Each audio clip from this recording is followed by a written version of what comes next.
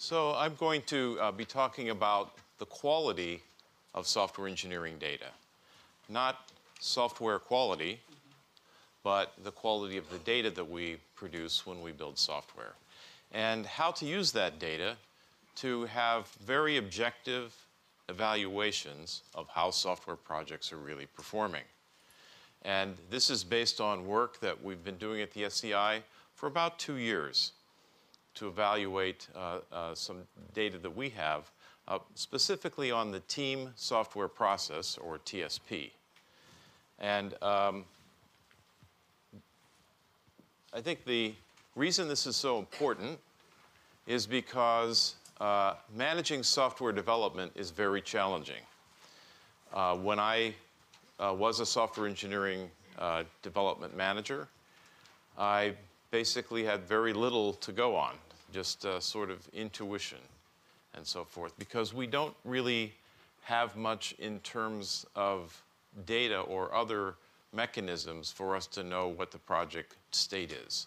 So like the iceberg, a lot of what's going on in the software project is hidden below the surface because the work is going on in people's minds. They create the software as an intellectual process, and it's very challenging for us to know what they're doing and where they are. So I have the definition here. Intuition is the ability to understand something immediately without the need for conscious reasoning. And as a project manager, I felt that sometimes there was very little conscious reasoning in the decisions that I had to make. And when that's the case, you miss everything that's counterintuitive. It's something that's contrary to intuition or common sense, but is often true. So there are many myths about software development that the data have demonstrated to be false, such as quality costs more. The data we have from the projects we've examined says that that's only true if you're trying to improve quality the wrong way. It depends a lot on what kind of process you're using and how your developers are trained and so forth. And if you do it the right way, quality can cost less and bring in schedules, as Paul was mentioning. So to be a better manager, we really need better insight, visibility into the project, ways to use data to help us understand things like, did the project meet its key milestones? Is it on schedule? It's a common issue in software is late projects. It's been true since the beginning. Are the costs under control? Projects are generally over budget. And how do we compare different projects? I've worked in many organizations where everybody feels their project was the best. But how do we actually know that objectively? We don't know that because we don't have the data. And really important to Paul's message today was, will the software work when it's released? Agile software development has the concept of deliver working software. But working software isn't defined. And for the challenges of the future, working software means something very specific. It means that the software functions as intended, that we can be assured and have confidence that the software does what it's supposed to do and nothing else. Okay, so do that, we're going to need more management visibility, and data is one of the ways to address that. One of the quality gurus that I've read extensively is Edward Deming. And he said, in God we trust, all others bring data. And his point was that we need to move away from operating intuitively and making decisions based on what we feel is correct, using intuition and opinion. We need to be using data to make those changes. And his lessons came out of the manufacturing area. So really looking at the kinds of data you get from a manufacturing process. So that kind of data is very precise. It has standard operational definitions. This is what that definition means. All that is captured, and there are ways to evaluate those definitions to ensure they're accurate. In manufacturing, it's often the case that the machines do the measurement. They feed the data into other systems for collection and reporting. So we have a fairly precise audit trail to look at where that data came from. And that allows us to use that data with confidence. As a result of all of those things, the data that's used in manufacturing is very precise and very accurate. So making decisions in that space is a lot easier using data. But in software engineering, our project data doesn't stand up to those tests. So for example, we generally have very few operational definitions for the work that we do. What is an hour? We see productivity, lines of code per hour. What is an hour? What's included? Is it just the software team itself? Is it everybody in the organization? Does it cover everything from requirements through to release? What's included in the hour that would be in a productivity measure? Lines of code, say, as a productivity measure. What are we counting? How is it being counted? What are the standards for how that's done? We don't have those in place as a profession. And so we lack these standard operational definitions. And then in the case of software, a lot of these measures are collected by people. They're measured and collected by people and reported on forms or on computers, but without much auditing to ensure that that is actually correct. At the SEI, we have a large volume of data from DoD projects. And they're required to be reported to the DoD on a periodic basis, like quarterly, the status of all the major acquisitions. And that data turns out to be fairly spotty. There's a lot of cases where there's missing data or data that makes no sense. And the teams that are working on that to help support that analysis, 60 or 70% of the effort involved in just doing some basic reporting is cleaning up that data. And so it's in part due to these two things, which means that a lot of the software engineering data we have is imprecise and probably inaccurate. And then it's very difficult to use that data to make decisions as a manager. You feel like your intuition is probably better, especially when the data is telling you something that's counterintuitive. So with the team software process, when we designed it, we gave some thought and consideration to how we could make the data to be more accurate, more precise, and make better use of the data to manage projects. And so we actually created a measurement framework for the TSP.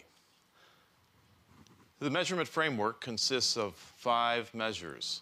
The first one is work product size.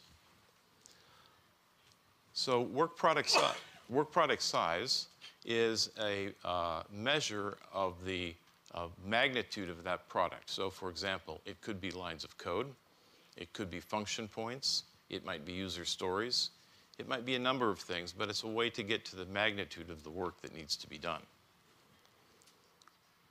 The second measure, time on task, refers to the actual time that a developer spends doing their work.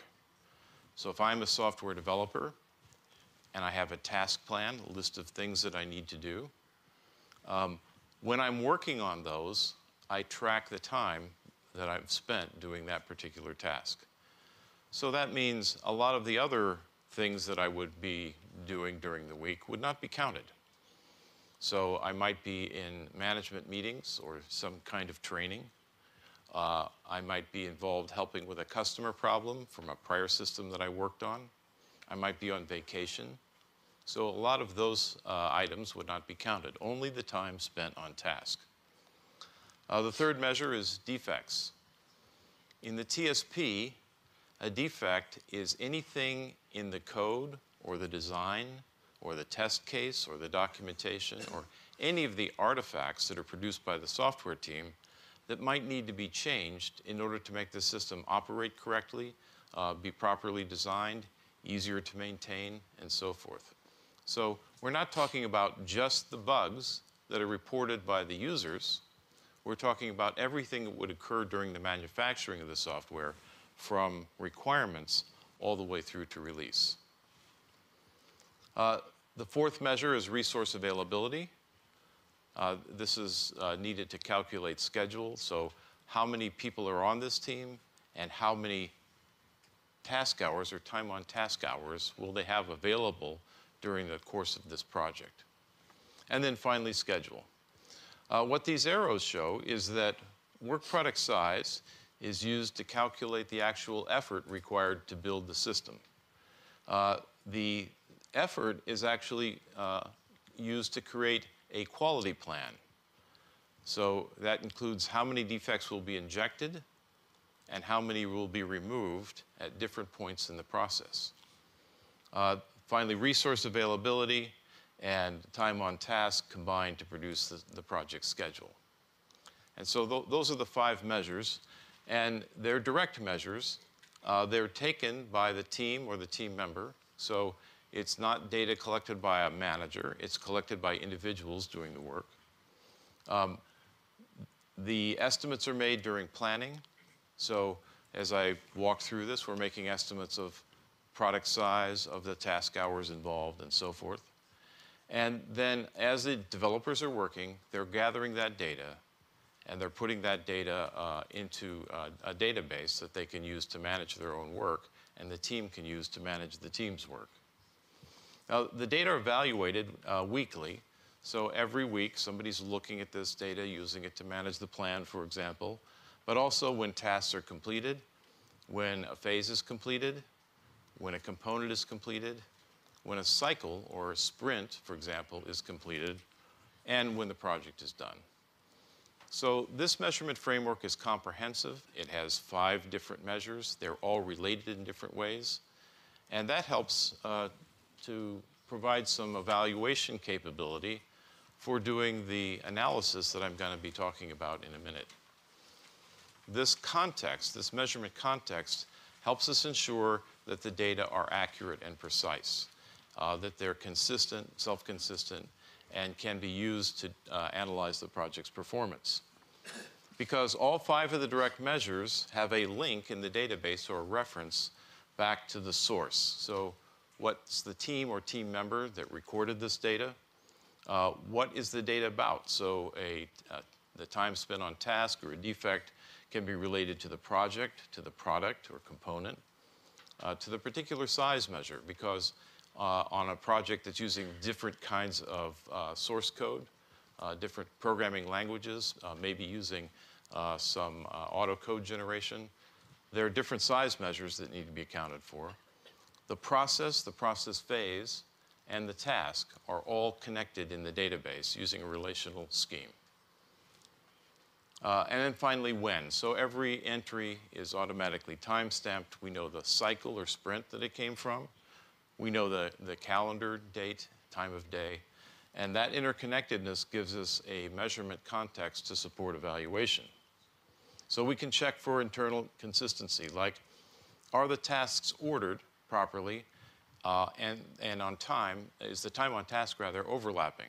So a measurement error might cause the record to say that a particular developer is working on task A and task B at the same time. We know that can't happen. So we can do these kinds of analyses, as mentioned here, to try to make sure that the data that we're getting and analyzing is in fact correct and accurate. So that's the background on the measurement framework and the context in which it sits.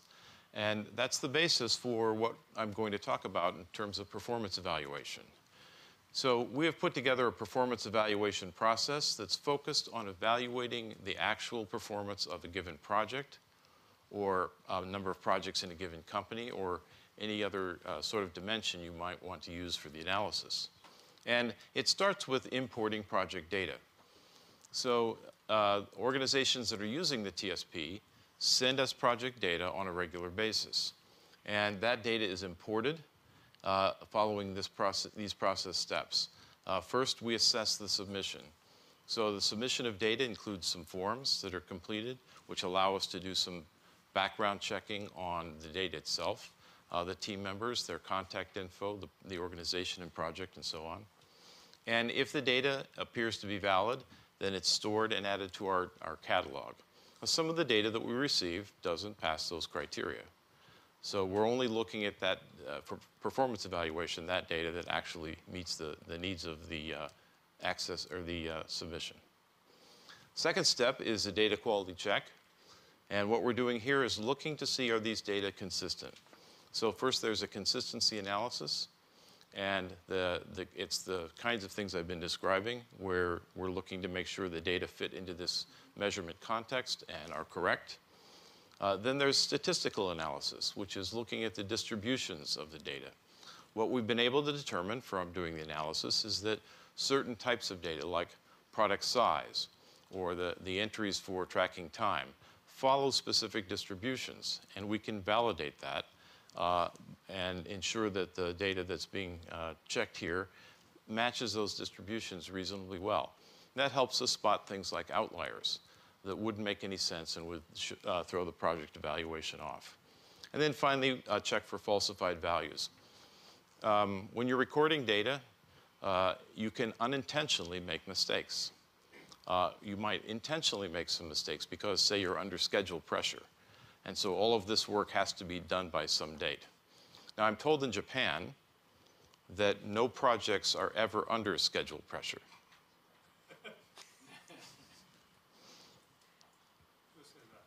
Yeah, I don't know. Anyway, that's what I'm told. It's not true. Okay, so unintentional or intentional falsified values can occur because of schedule pressure or other causes as well. So having passed these data quality checks, the data is now baselined.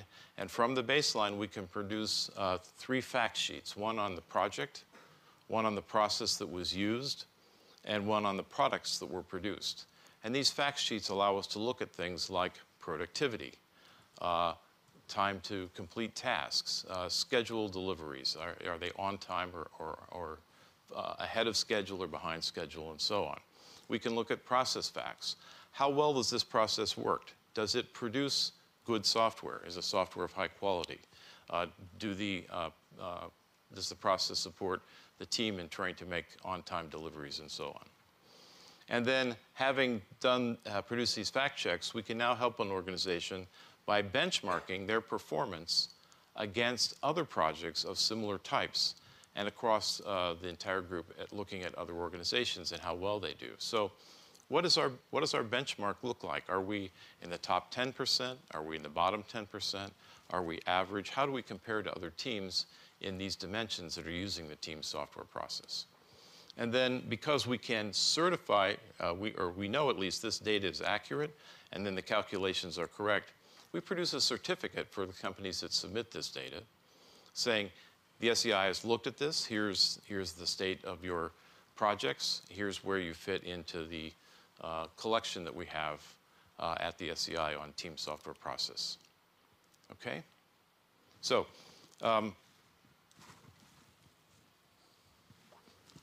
And I'm going to shift gears a little bit and talk about some of the data that we have and some of the analyses, and then we'll look at some of the benchmark data. So we essentially have 2 databases, one containing data from sort of the first period of data collection from the SEI. And it's important to separate these because there were changes in the team software process and some of the definitions. And the tools changed dramatically between database 1 and database 2. So there's a lot more rich set of things to look at in database 2, which means there are other analyses that we can conduct that we haven't actually done much of yet, but other analyses that can be conducted to support looking at other dimensions of project performance. So in database 1, 114 projects. There are 100,466 time log entries. What's a time log entry? So while I'm working, I'm tracking my time, and those are all recorded as discrete events. Those are the time log entries. And we have 100,000 of them in database 1. Defect log entries, this is every defect that was found and fixed while the project was being developed, as well as post-release. So things that have happened after the software was released. In database 1, we have 10,000 of those. This is all on a base of 73,000 tasks. and 8,142 individual components. So what's a component? So if I were building, say, a website, and I had different user stories that I was implementing, each user story might possibly be a component or contribute to a component. So perhaps it's each page or it's each feature or function. Database 2, similarly, there's 109 projects here, 103,000 time log entries, 18,000 defect log entries, 11,000 plus tasks, and a little over 7,400 components. Now, these volumes of numbers are important because what I'm going to show you includes statistical distribution comparisons. So here we've looked at what do these projects look like, what's the statistical distribution for some of these values, and how does the new project that's being added to the data store compare to those standard distributions. It's one way to verify that the data are in fact accurate.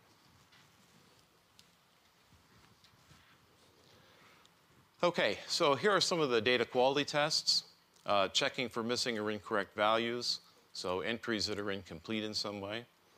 Checking for internal inconsistency, as I mentioned some of these earlier, where the time log or the defect log or other values don't seem to match.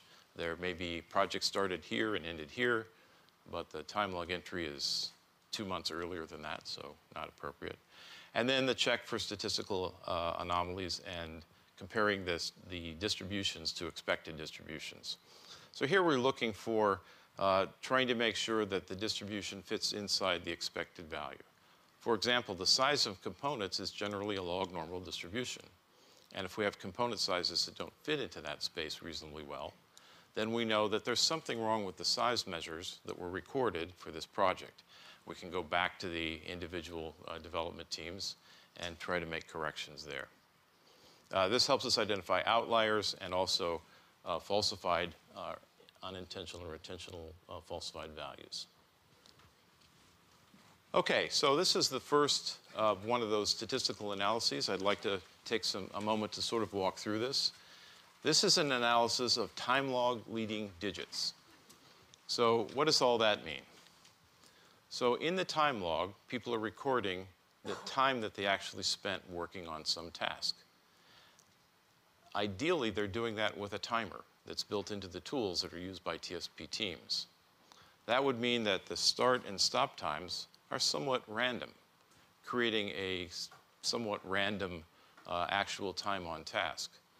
And because that data is expected to match against this blue distribution here, I think on your slides that's the diamond shape, we can tell, hey, does this really fit or not? And this is the actual values for a particular project.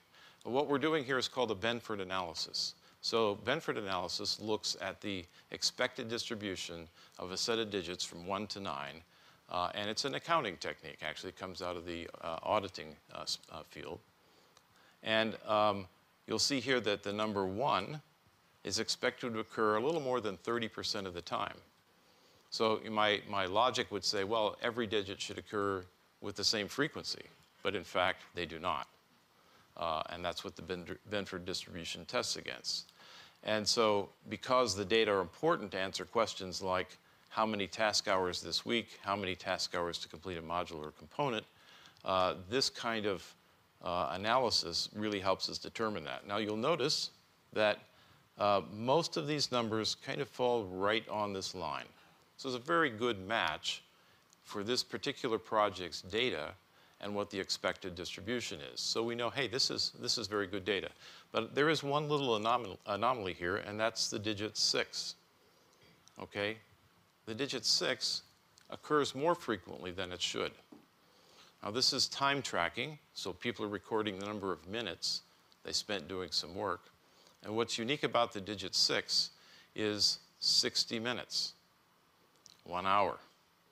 So we know from looking at this data that this team probably entered some of this data after the fact.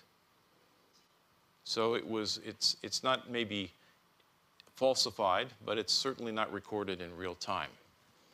And because we know what the distribution should look like, we know that this score, which is a measure of the delta between the expected distribution and the actual, we know this score of 92.3% is pretty good.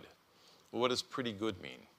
Well, it means that the data that they have here is sound enough that it helps them predict how long things will take in the future. So even though it's not a perfect match with the distribution, we know it's a working match.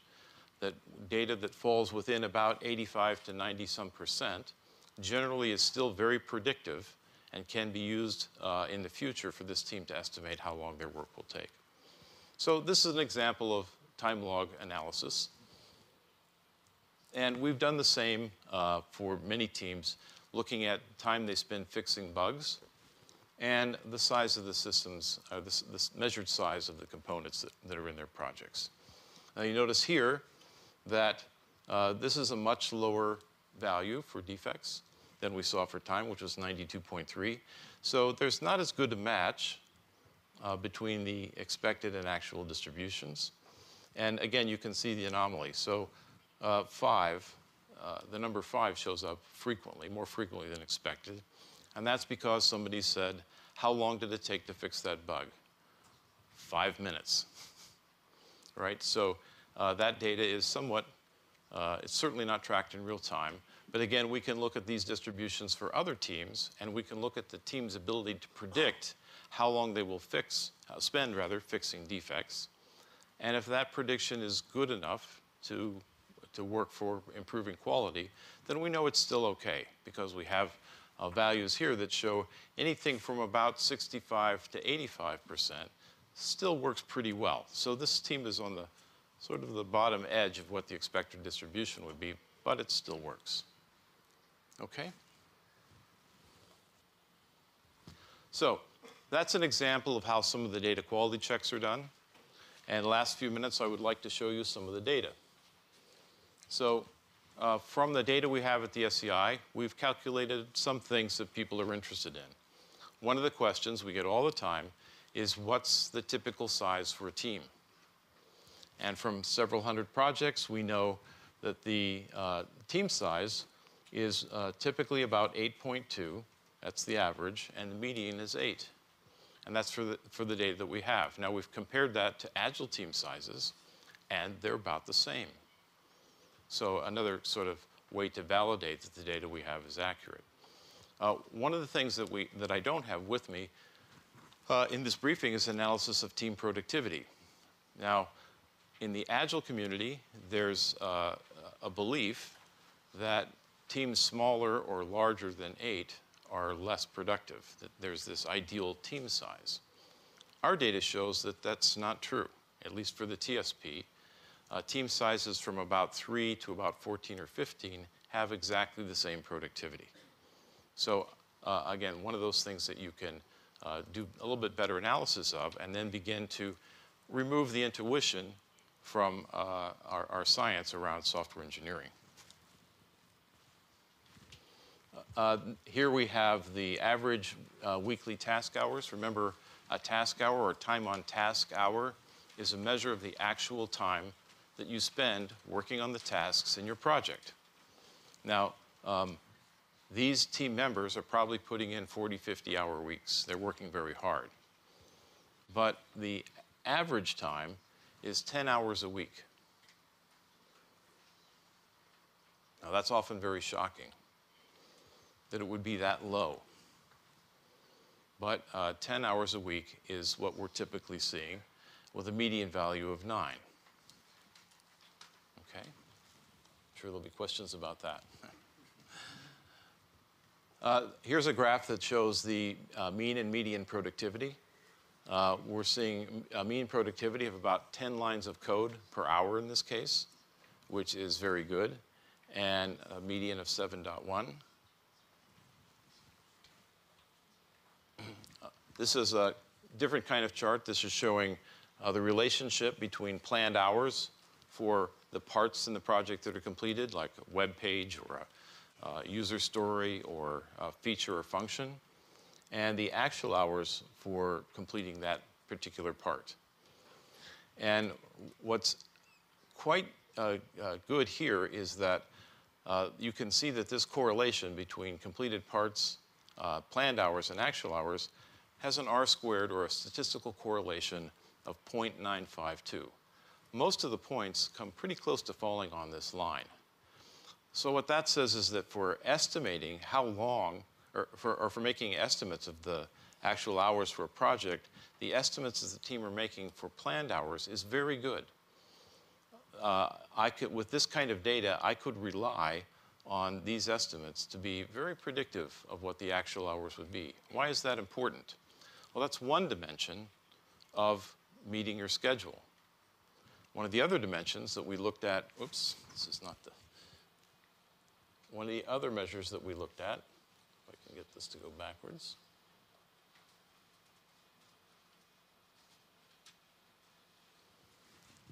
is much different than expected. And the getting to the schedule on time requires you to have not only a good estimate of the size of the work, the amount of effort required, but also the hours available to achieve that date. And so I have a sense that when projects are late, it's because they overestimate task hours. Now here's another look at estimating. In this case, it's hours versus for tasks versus the actual, so planned task hours versus actual. And here, too, a very good correlation, about 0.8. So interesting data to look at for benchmarking purposes. If you were a TSP team user, or TSP user, and your organization submitted your data, you could see how you fit into these distributions to know whether or not your estimating is accurate. It could be improved. And the last chart here is on defect density. And this is looking at the median defects per 1,000 lines of code removed in various phases of the project. So we get a sense here, Paul earlier was talking about trying to get into test with high quality software, that we want to move everything to the left in order to save time and produce better software. And in fact, what this shows is that most of the defects are being found in these earlier phases: design review, code inspection, unit test. And in integration test and system test, very low defect densities, meaning that by the time we got into test, most of the defects had been removed for this group of teams. So again, just another measure that you could use as a project manager to try to compare yourself to others, or to see how this particular project is doing against their baseline values. And so, just summarizing, our view from the beginning was that management has to be instinct in part, but not completely. That the lack of data and facts in software engineering are really making it harder to manage and slowing learning. Because without feedback from data, this isn't really science, okay? It's craft. And what we would like to be able to do is to get software teams and their managers to start using this kind of data to better understand what's a reasonable estimate, how long will projects take, is this project on track, and so on. Deming said, you know, use data. But he was talking about manufacturing data. Software engineering data is not quite that high quality. And so to address that, we built a measurement system, which is presented here, and you can get more information from the SEI on this system.